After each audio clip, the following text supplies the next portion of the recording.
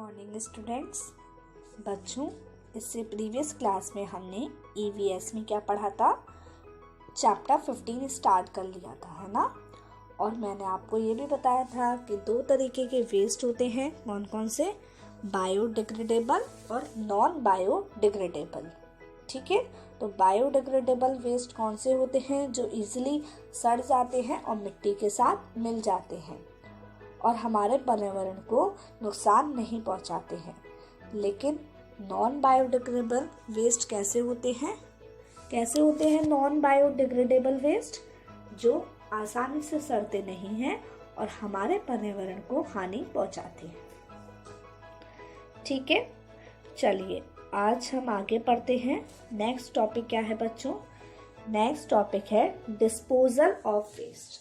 Means हम waste से, जो भी वेस्ट है खराब है, उससे किस तरीके से निपटारा पाए या उसको हम किस तरीके से फेंकें। We collect the household waste in a dustbin. हम डस्टबिन में सारा घर का कूड़ा इकट्ठा करते हैं ना। The garbage collector collects the garbage from our homes and dumps it in the community dustbins of that area. देखिए, अब हम तो अपना सारा कूड़ा किस में रखते हैं, डस्टबिन में। अब जो गार्बेज कलेक्टर होते हैं, मीन्स जो सुबह सुबह कूड़ा इकट्ठा करने आते हैं ना, तो जो सुबह सुबह कूड़ा इकट्ठा करने आते हैं वो क्या करते हैं, हमारे घर से कूड़ा ले जाते हैं और कम्युनिटी डस्टबिन मीन्स बहुत जैसे हम कह सकते हैं कॉलोनी में एक डस्टबिन रखा रहता है। एक तो पर्सनली सबके घर में होगा, लेकिन एक कम्युनिटी डस्टबिन है, मीन्स कोई भी उसमें आकर अपना कूड़ा डाल सकता है।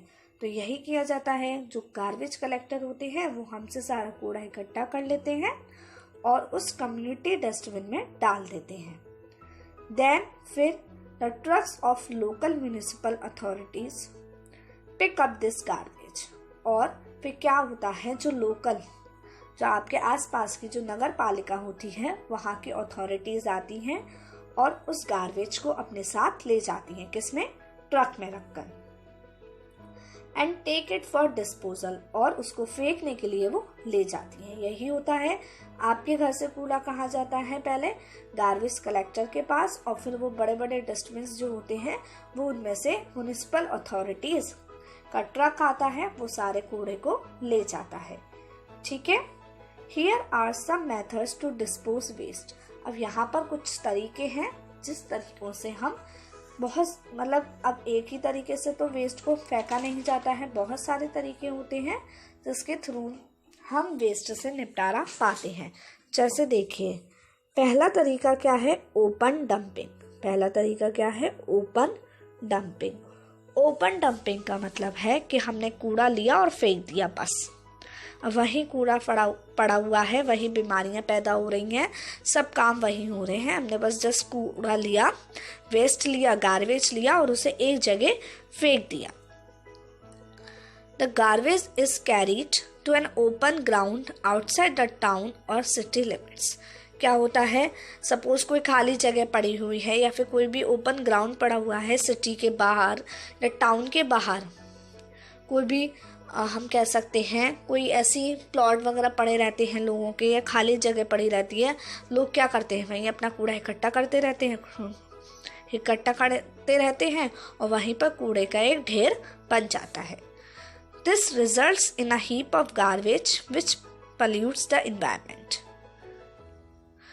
तो ये क्या होता है, इससे बहुत सारे कूड़े का ढेर लग जाता है जो हमारे एनवायरनमेंट को नुकसान पहुंचाता है, प्रदूषित करता है। क्योंकि ऐसे ही खाली कूड़ा पड़ा रहेगा तो क्या होगा बच्चों, वहाँ पर बहुत सारे कीड़े भी उत्पन्न होंगे, बीमारियां भी पैदा होंगी, क्योंकि वहीं बदबू भी आएगी उस जगह से बहुत, और बदबू भी आएगी तो क्या होगा, हमारे एनवायरनमेंट में गंदी गैसेस में वो स्मेल मिल जाएगी, तो वहाँ का जो एनवायरनमेंट होगा वो बिल्कुल प्रदूषित हो जाएगा।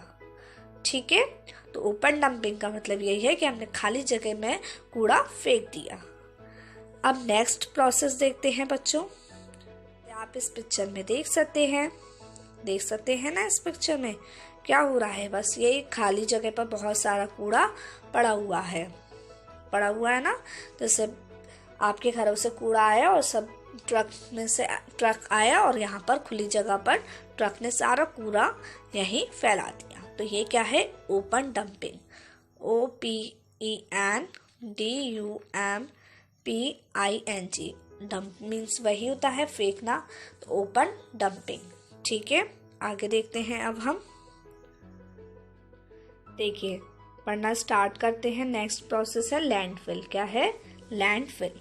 लैंडफिल क्या होता है? A landfill is a low lying area where garbage is deposited and then buried.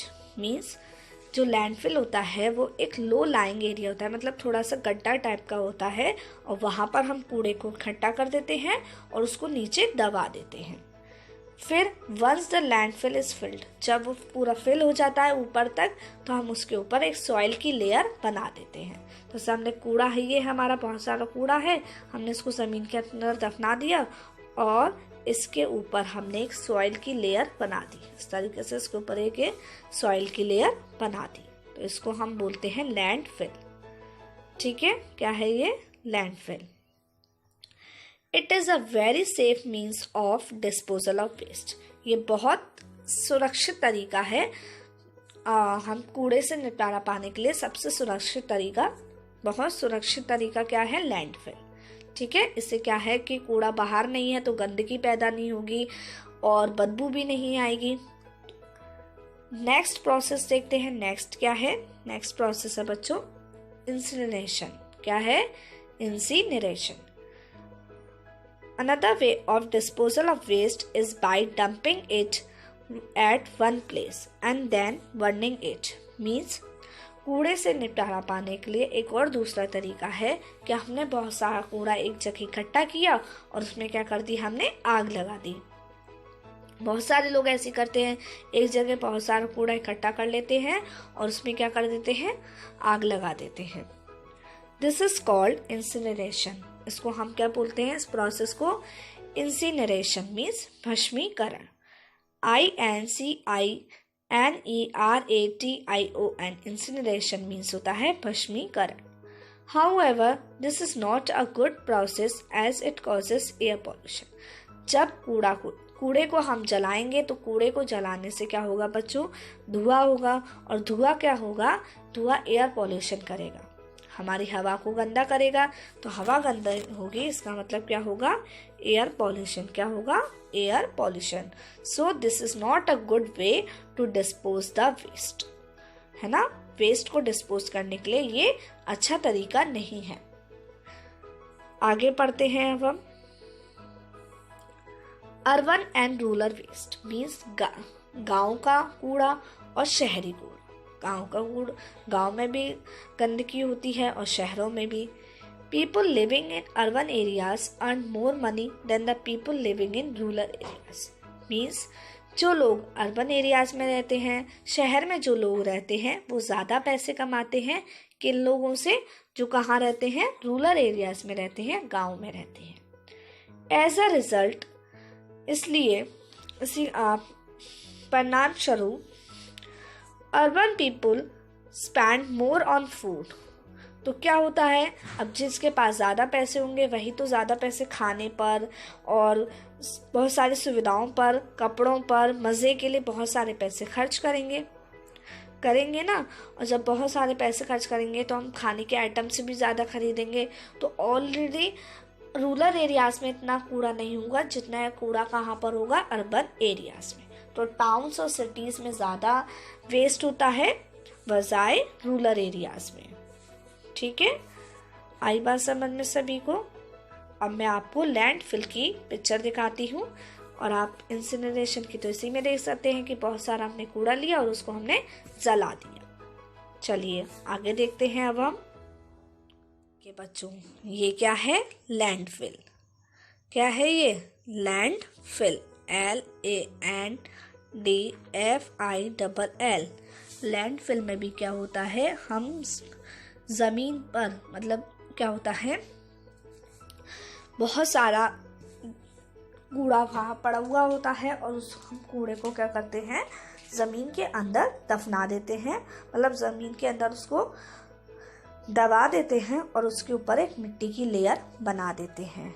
ठीक है, तो ये किसकी पिक्चर है? लैंडफिल की। नेक्स्ट टॉपिक क्या है बच्चों?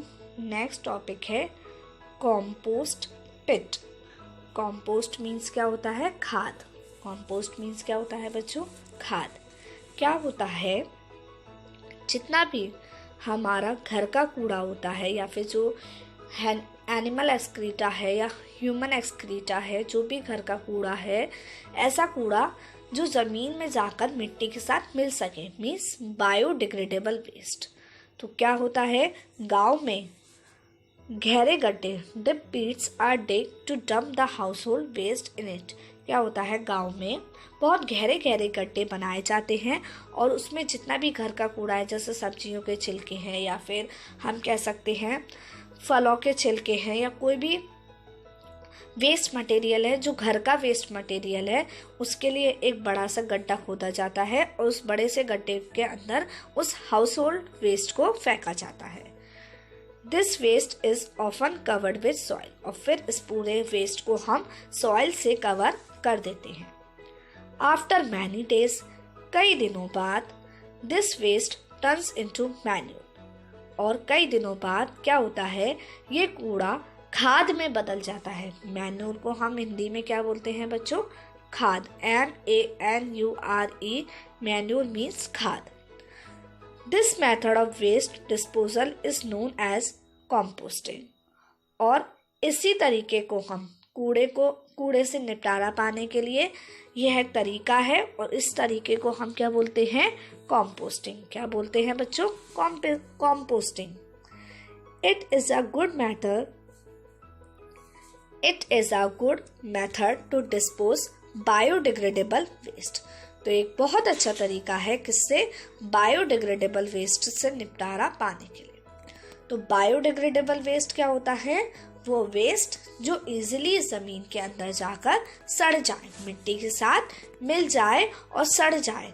तो जब वो सड़ जाता है तो गिलगिला हो जाता है और मिट्टी के अंदर बहुत सारे माइक्रो ऑर्गेनिजम्स भी होते हैं जो उस पूरे खाने को या उस पूरे वेस्ट को बिल्कुल सड़ा देते हैं, खराब कर देते हैं, गिलगिला कर देते हैं और फिर वो वेस्ट मिट्टी के साथ जाकर मिल जाता है। और जब आप कई दिनों बाद देखेंगे तो वो पूरा तरीके से मिट्टी के साथ मिल जाएगा और एक खाद बन जाएगी। क्या बन जाएगी? खाद। और बच्चों पता है आपको, उस खाद को हम कहाँ यूज़ कर सकते हैं? हम जब पेड़ पौधे उगाते हैं तो उसमें मैन्योर्स या फर्टिलाइजर्स डालने की ज़रूरत पड़ती है ना, मैंने आपको पढ़ाया था।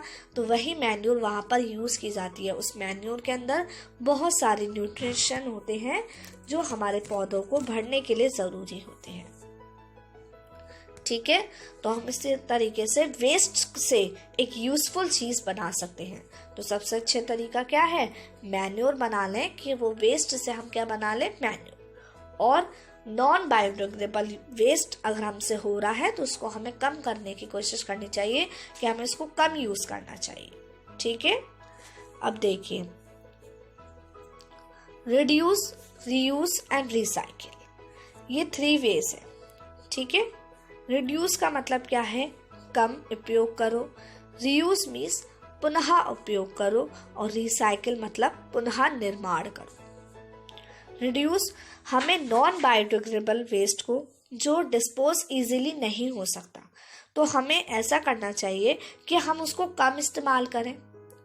हम कम इस्तेमाल करेंगे तो वो कम पैदा होगा और जब हम कम पैदा करेंगे तो हमें ज़्यादा उसको डिस्पोज इजीली वो डिस्पोज हो जाएगा, ज़्यादा उसमें आपके लिए प्रॉब्लम क्रिएट नहीं होगी। तो यही 3 वेज है, रिड्यूस, रीयूज, रिसाइकिल। ठीक है बच्चों, तो हम इन 3 वेज के बारे में या रिड्यूस, रिसाइकिल और रीयूज के बारे में हम नेक्स्ट क्लास में रीड करेंगे। इसको हम क्या पढ़ते हैं? इसको हम ये भी बोलते हैं 3 R's। तो 3 R's का मतलब ही क्या हो गया? Reduce, reuse, recycle. तो इसके बारे में अब हम नेक्स्ट क्लास में पढ़ेंगे। मैंने तो आज आपको अभी बता दिया है कि रिड्यूस और रिसाइकिल है क्या, लेकिन इसके बारे में डिटेलिंग में हम बुक से नेक्स्ट क्लास में रीड करेंगे। ठीक है, तो वीडियो को एंड करने से पहले मैं आपको मैन्योर की फ़ोटोज़ दिखाती हूँ। देखिए बच्चों, ये क्या है? मैन्योर। MANURE। मैंने आपको बताया था ना मैन्योर कैसी होती है। मैन्योर जितना भी बायोडिग्रेडेबल वेस्ट होता है उसका यूज़ करके क्या बनाया जाता है? मैन्योर। तो विलेजेस में, गांव में मैन्योर बहुत बनाई जाती है। वहाँ पर भी वेस्ट को वो वेस्ट नहीं जाने देते हैं, उसका यूज़ करते हैं। कैसे? मैन्योर के रूप में। और मैन्योर उनके लिए बहुत यूज़फुल होती है प्लांट्स को ग्रो करने के लिए, क्योंकि मैन्योर में न्यूट्रिशंस होते हैं। तो वो हम मैन्योर फसल उगाने से पहले सॉइल पर हम मैन्योर भी डालते हैं ना, मैंने आपको बताया था। तो मैन्योर किससे बनती है? बायोडिग्रेडेबल वेस्ट से। बिल्कुल आपको लग रहा है कि यहाँ पर कोई भी वेस्ट है? नहीं ना, ऐसा लग रहा है पूरी मिट्टी मिट्टी हो, क्योंकि बायोडिग्रेडेबल वेस्ट होते ही ऐसे हैं जो मिट्टी के साथ क्या हो जाते हैं? बिल्कुल मिक्सअप हो जाते हैं। आपको दिखेगा ही नहीं कि यहाँ पे कोई वेस्ट था, पूरा वो उसके साथ मिक्सअप हो जाते हैं। तो ये किसकी पिक्चर है? मैन्योर। आई ना आपको समझ में? देखिए एक और दिखाती हूँ मैं आपको। ये भी क्या है? मैन्योर। क्या है ये? मैन्योर। ठीक है, ऐसा आपको बिल्कुल यही लग रहा होगा कि पूरे सॉइल के साथ मिक्सअप हो जाते हैं, बहुत इजीली सड़ जाते हैं। आपने तो देखा भी होगा ना कि सब्जियों के छिलके आप रख देते हैं, हाल गिलगिले से हो जाते हैं, सड़ से जाते हैं। ठीक है, तो अब हम नेक्स्ट क्लास में पढ़ेंगे रिड्यूस, रीयूज, रिसाइकिल के बारे में। Okay, bye bye.